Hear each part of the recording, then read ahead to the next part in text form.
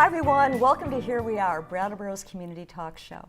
I'm Wendy O'Connell, and our guest today is Kali Quinn. Kali is a gold mine of creativity. Whether performing, teaching, mentoring, or facilitating, she brings her artistry and skills as a creative doula to so many different venues, including Sandglass Theater, New England Center for the Circus Arts, Brown University Medical, and Full Circle Festival, to name just a very, very few. With an entrepreneurial spirit, Kali continually develops and expands her repertoire, and as one enthusiast says, there's no telling where this effervescent artist will alight next. Welcome, Kali. Thank you. Thanks for having me. Yes, it's great to have you on the show. You have been involved in so many different things locally over the years, and this is one of your home bases, and we're glad for that. And I wonder if you could talk a little bit about how your path, because you had a lot of branches on your path, they've all been interesting. So if you could give us a little snapshot. Sure. So I was always a person who loved to do everything, and that was always a challenge because I wanted to be involved with everything. I wanted to, in high school, just play with everything, every subject I loved. And so for me, the best way to go forward was to do theater, because then I got to continue doing everything and playing with everything and learning about everything through the art of performance and storytelling. Yeah. And that took me into the creation of my own work in Northern California at a school called the Del Arte School of Physical Theater, where it was all about being a creator and not being just a waiter in all senses. And little by little, that led me with a theater company in my 20s called Gutworks to this place, specifically to Athens or Athens. One of my company partners had a home here, and we came up for the summer to the Putney School to teach, and then our company really found it to be so generously creative and welcoming that we started to make work here and share work here. And I did the Vermonter thing of running around to a lot of the different places, the Bellows Falls Opera House, working there, and then running down to NEYT and doing a little bit there. And this place set me even further, I would say, on a path of what it means to collage a life as an artist, being available to do a lot of things and continually listening to my gifts and in which direction they wanted to go. And so, I live now between here and Providence, Rhode Island, where I've done a lot of teaching.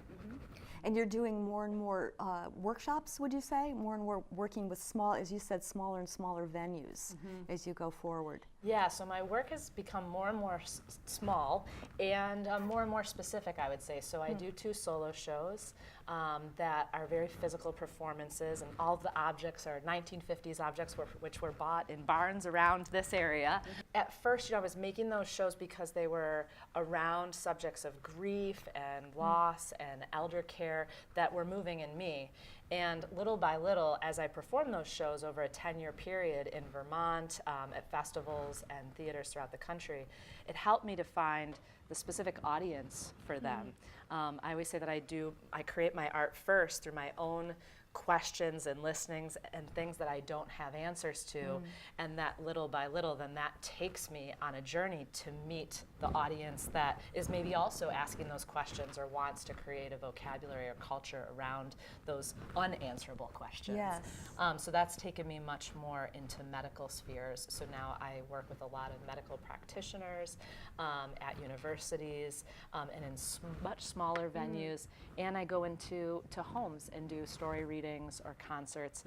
So performing for 5 people as opposed to in my 20s, it was about where's the next bigger audience, or how's the audience of 100 going to take on this story, versus now I want to eat dinner with the people and get to know them and talk more about the work. Yeah. So you've actually really followed an intuitive path, going from something that really comes out of you and bringing it to an audience. And the response that you get, I'm sort of fascinated by the fact that you're in the medical sphere. Can you describe to us a little bit about what that's like? Like how do people respond?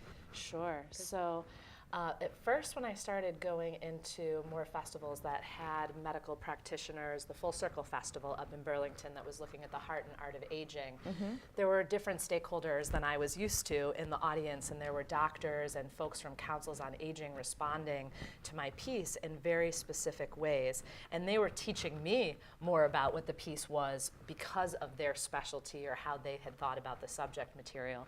So little by little, that took me into realizing that these pieces could be brought into a medical center to help teach about patient-provider communication and look at case studies through empathy. So now, an example was that I was at Wake Forest University Medical Center recently, and I used to feel uncomfortable in that space because I thought, I'm not a doctor, you know?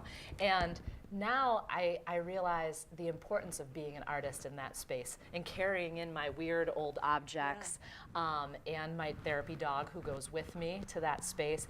And as soon as I walk in, people start looking, you know, this is weird. This is not something that we're used to having in our space.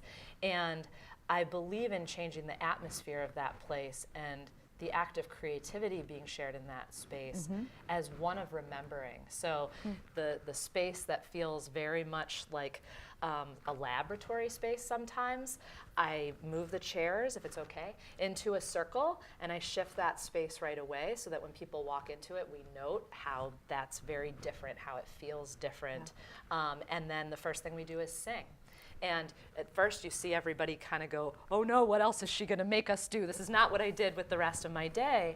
But being an artist and being in spaces where that kind of was the norm, I sort of lost a little bit how teachable those moments were. To sit in a circle and to remember what that's like, and then to say, how are we relating to one another differently because we're sitting in a circle? That's right. How are we feeling different because we just started by singing together?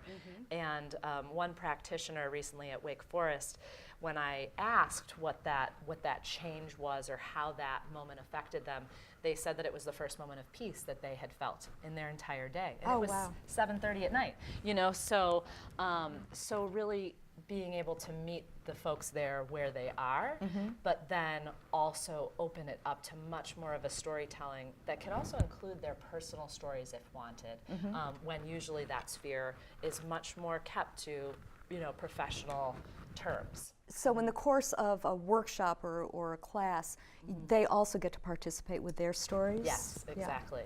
Yeah, and they get to share one of the pieces that I do that actually looks at a local woman and friend, group of cousins, and the end of her life in a small cranky, and that's a sort of scrolling story that moves along. And it's only about a 7-minute performance. I almost don't even think of it as a performance. I think of it more as a sharing that I knew I needed to do as part of a healing process and my own grieving. And so when I share that piece with the practitioners, it completely opens up all of their stories about people in their own personal lives or people that they have lost as patients, and being able to talk about grief when there usually isn't that space.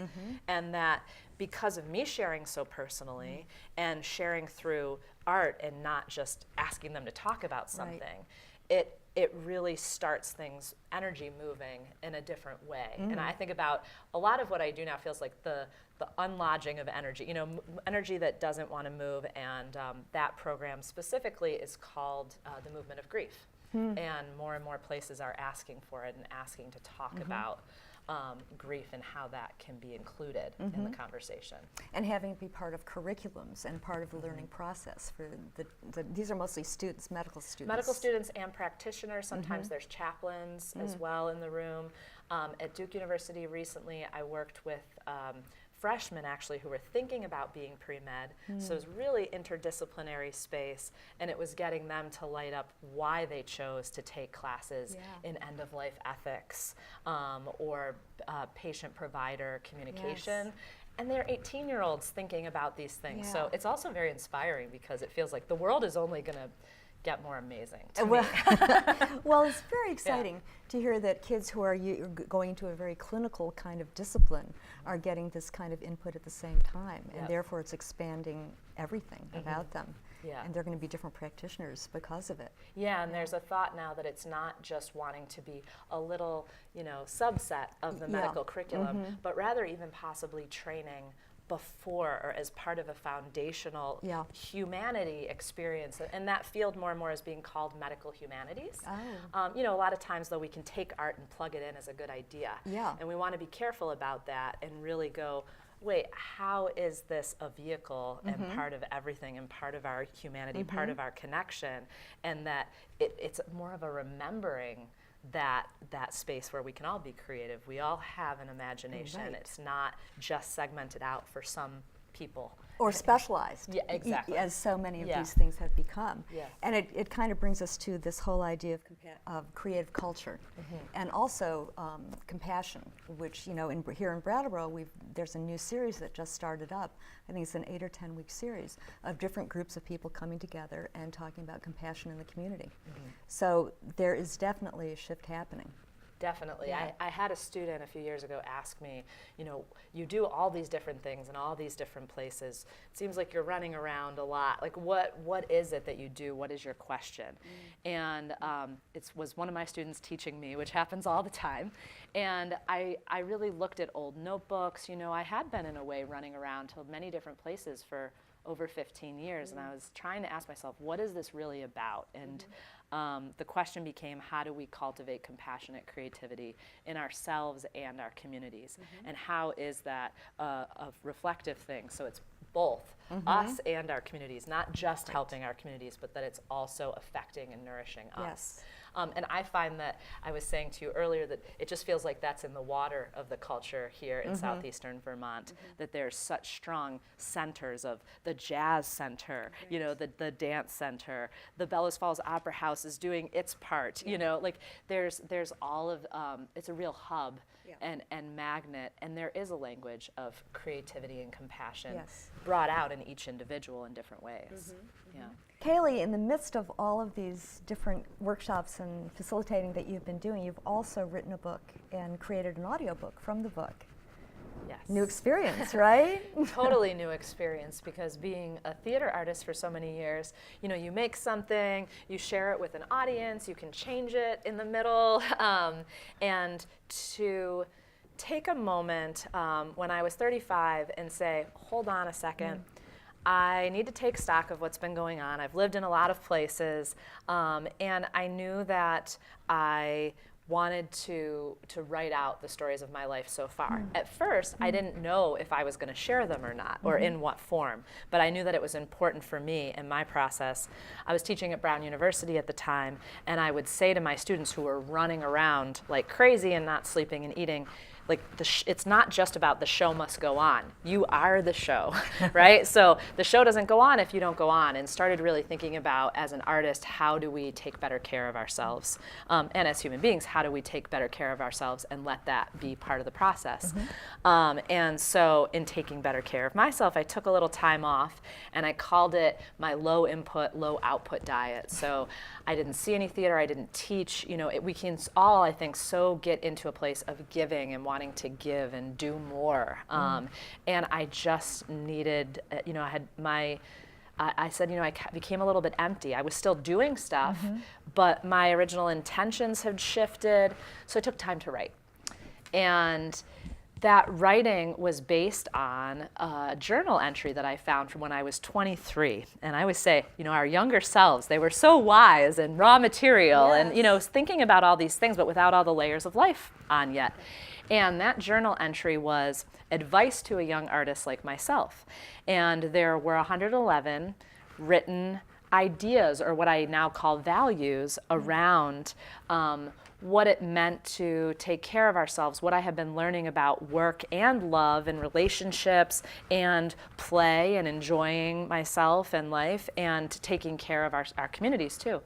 So I thought, wow, I wrote this list. Where did I get all of these? Like where did these come from? This wise young 23-year-old who was thinking about these things and naming them, really specific, So I took time to write a story for each one. And at first, I shared those stories with 111 people around the world for 111 days. And it was really amazing because a lot of times, you know, I just go to so many places and love so many people that I just always said, I want to bring all the people I love into one neighborhood. And it's like, well, that's the world, you know, like at this point, those people spread out, they move, you know. And so doing this project online and having people share stories who were friends, family, colleagues, some of the people that I didn't know at all, it felt like this joining of community around these ideas of compassion and creativity.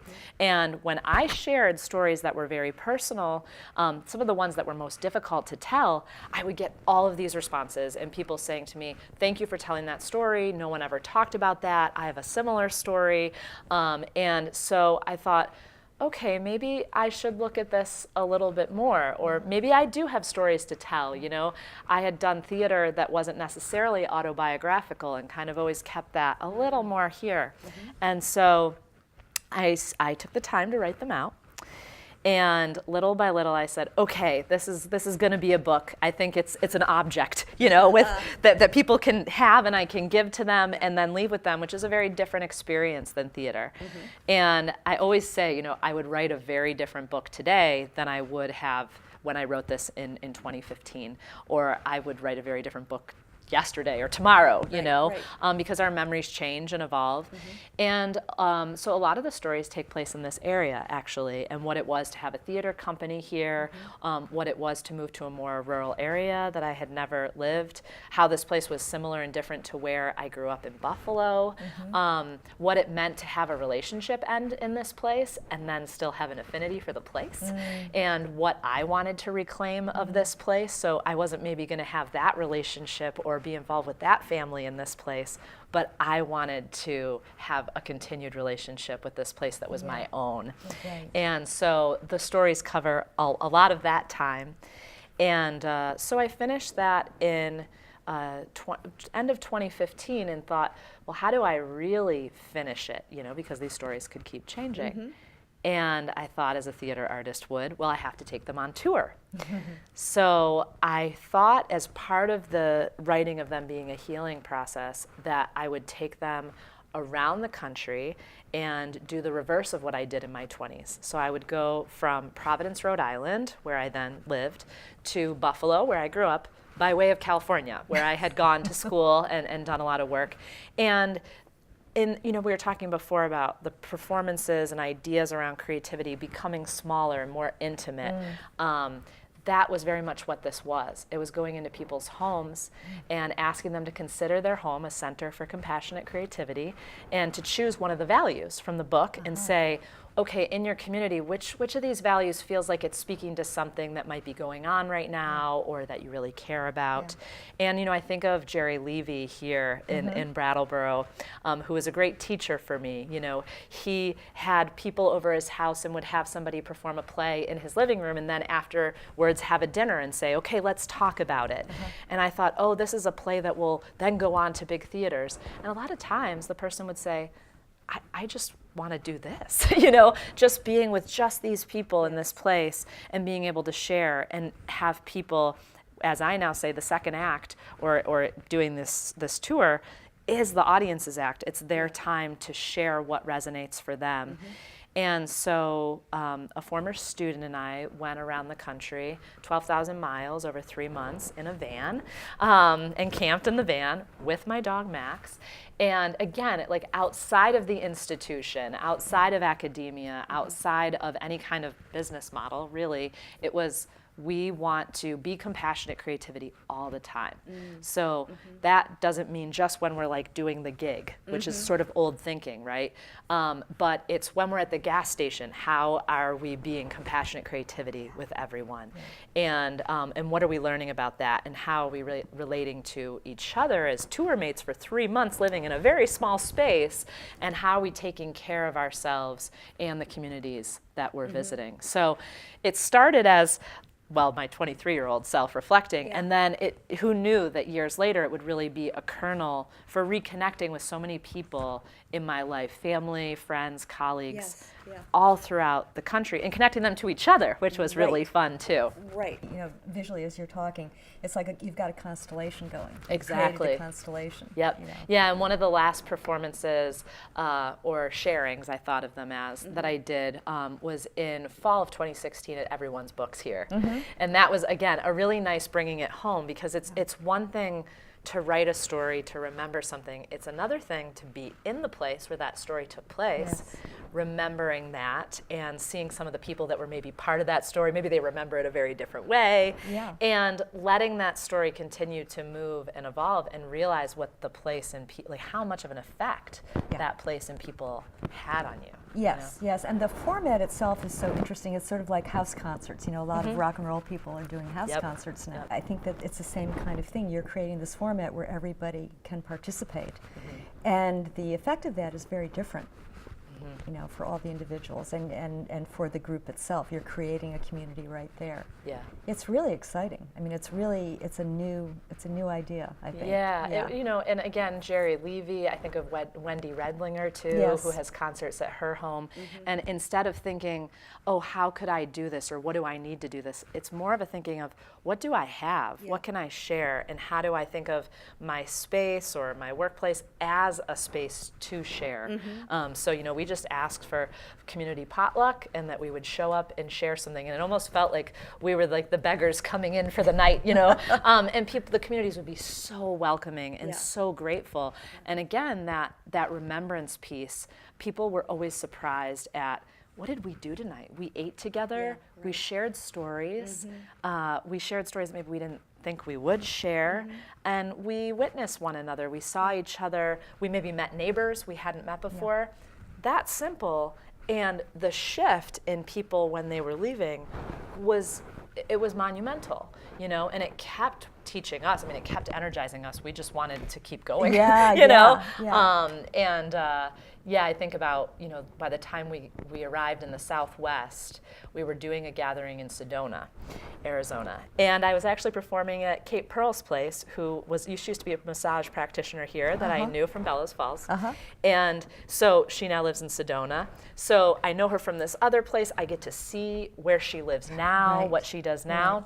My family from both sides are there. My former student is there. And I go, wait, which person am I going to be? You know, because I think that I think in my 20s and early 30s, I would constantly have a little bit of an identity crisis, or I call it now like the collision of the selves. You know, especially when you're a creative being and working and collaging in all these different places, it's easy to go, oh wait, who am I supposed to be now? Versus, okay, I am compassionate creativity. That's the name of the book. That's the umbrella. That's what I'm bringing. And I don't have to be a different person with all of these different people from different aspects of my life. In fact, they're all asking me to be me, you know? And they all are talking with each other, and then they're making connections. They're driving off together. So it was a really wonderful thing to bring those communities together. Yeah, and a different kind of performance. Very different. Yeah, and you know, sometimes it would be reading or sharing a poem from the book, because there is some poetry directly out of my journals in it. And then it would be an opening up of asking people, okay, well, where were you born, you know? And then, okay, well, if you don't mind me asking, what year was that? And then, okay, somebody else over here, well, what were you doing in 1965? You know, and sort of creating this facilitated conversation in a way that kept hanging itself on, how do we connect and where do we connect, and believing in those connections, which is very much how I think about creativity. You know, it's not like, does this connect with this? It's how does it connect? And I'm going to find how I go through the water to get those islands to connect, you know, and like that, having faith that those connections will be there, versus maybe being in more of the fear space of, I'm different, or this person is other, or this person feels far away. Okay, let's figure out where the ... is, you know, and start there. And after going around the country like that, in sort of a nomad kind of way, itinerant kind of way, that's a phrase that Veranda Porch uses, being an itinerant poet. There's a similarity there. As the person who said, I wonder where this effervescent artist will alight next, what's next for you? Have you been thinking about it, or are you still in the book deal? It's a great question.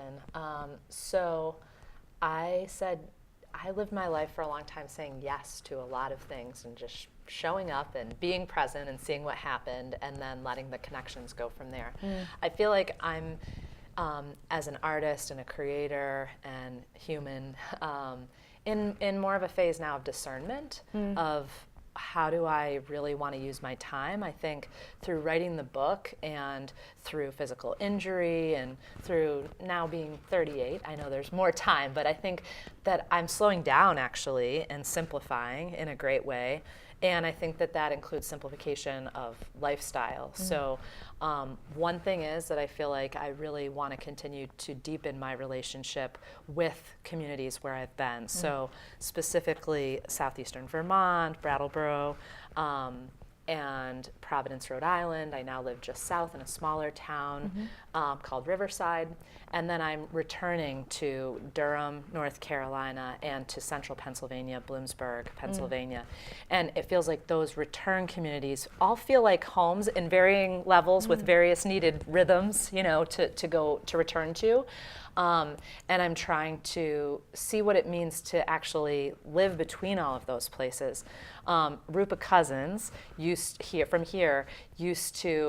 help me because I always had this thing about where should I be, you know? Should I live in Vermont or should I live in Rhode Island? And she would always say, well, why is it or? Why couldn't it be and? Yeah. You know, why isn't it both? And I think, you know, now several years later, I understand that I'm letting that be okay more. And the both has turned into a neighbor next to me has a license plate that says, next stop, everywhere. And I'm reminded of that in this question because as I say simplification and as I say discernment, I'm thinking about a real shift in lifestyle to becoming more of a nomad and actually living in a bus and traveling around and doing compassionate acts in exchange for staying in a community or at someone's home for a little while. But that letting that smaller, simple lifestyle that is a house on wheels be a teaching within itself. And I mentor a lot of my former students. So I didn't realize, you know, on that tour around the country with the former student, I thought, oh, this is somebody coming to perform, and actually it ended up being such an education for both of us, but especially for him he was in his almost mid-20s, and an education about America in that moment, which was, you know, before the last election. And so I'm thinking now, what does it mean to travel around the country and listen even more, like as part of my creative process, where I could be in that bus or where that bus would want to show up and how long it would want to be in that place, not just one night, you know, and seeing what teaching could come out of that, what people might want to join that bus or go on field trips throughout the country or to different regions of the country. This is the hatchling. This is where I start always, you know. Right. So there's these kind of islands, and I know that they're going to migrate together probably. You know, by next spring, I can imagine being in more of that place, and we'll see where that bus might park. It sounds really exciting, Kaylee, and I you know, bringing all of this to all of these other places in the country is such a cool thing. It sounds so attractive. You can come. You can come on the bus. Yeah, exactly. Hop on the bus for a little while. We could do a new electric Kool-Aid acid test kind of thing, right? Yeah, exactly. Yeah. I really encourage everybody to look at Kaylee's website. I mean, she's given us a really wonderful picture of what you're doing, what you've done, and how you come home to these various places and perform in your various ways. And her website really gives wonderful examples of the places that you've been and the things that you've done. And also little videos are attached to it. Also excerpts from the book. The book is wonderful, and it was such a great project that you did, getting in touch with all those people. So thank you, Kaylee. You're very welcome. Thank you, Wendy. It's nice to reconnect with you in this way after many years. Wonderful to see you again. Thank you. Okay. Thanks to all of you for being with us today and hearing about some exciting things that are going on in the United States of America in buses and in various other living rooms across the country. Tune in next week. We'll be here once again.